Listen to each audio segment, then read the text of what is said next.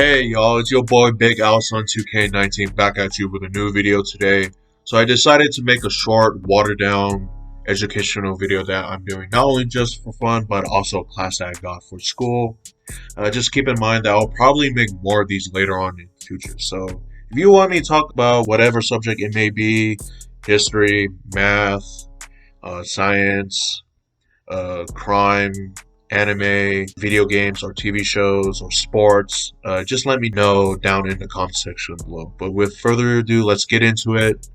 So the topic that I'll be covering over with you guys is white collar crime. Now, some of you guys probably heard of this term before if you're criminology majors. So to start off with, a crime is an action or an omission that constitutes an offense that may be prosecuted by the state and is punishable by law. But a white collar crime, however, is committed by a person of high risk, respectability, and high social status in the course of his or her occupation. Now, the reason why white collar workers would commit such acts is usually for personal or financial gain. Now, this is way different from street or violent crime. White collar crimes typically involve money laundering, scams, bribery, identity theft, embezzlement, fraud, and organizational crime. Whereas street crimes include murder, manslaughter, rape, assault, battery, and robbery. The punishment for white-collar crimes also differs from that of street crime. Usually it results into fines,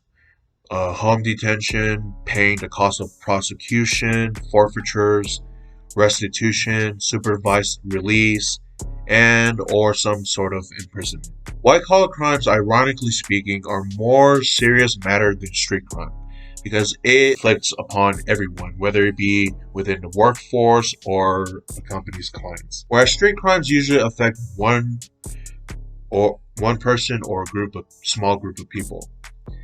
Now, a single scam can destroy a company, devastate families by wiping out life savings, or cost investors billions of dollars. White-collar crime can also be considered dangerous, especially when it involves identity theft. One of the ways that it can be dangerous is damaging credit. So a scammer can somehow have access to your social security number. They can then use that to open up new accounts within your name and never pay it off. And it can definitely fuck up your credit history. Not only this can impact your ability to get credit, but it can also fuck you up when you're trying to do job prospects, or it can increase your auto and homeowners insurance premiums. One example of white collar crime that I'll go over with you guys is healthcare fraud.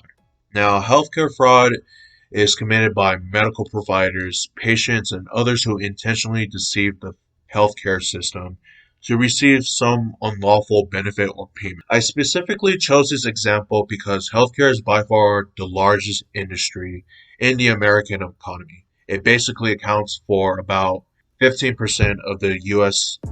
Gross domestic product. Now, even though $1 trillion is spent on healthcare, the amount of money lost to that is estimated to be over 100 billion per year. One particular case, for example, is last year around May or June. 10 individuals were involved in a billing scheme that used struggling rural hospitals within the South.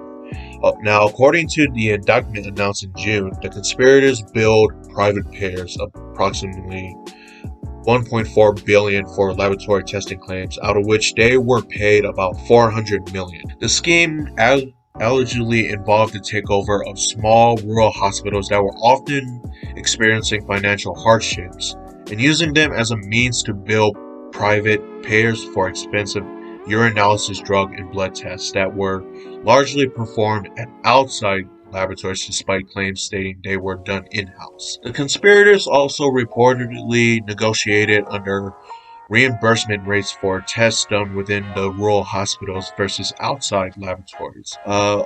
So with that being said, they were all charged with conspiracy to commit healthcare fraud and wire fraud. Now, how can we stop white-collar crime? What we can do is teach our staff business ethics, consult a business lawyer, install an effective monitoring system, regulate the usage of internet within businesses, companies, workplaces, practice internal audits, and also contact the FBI.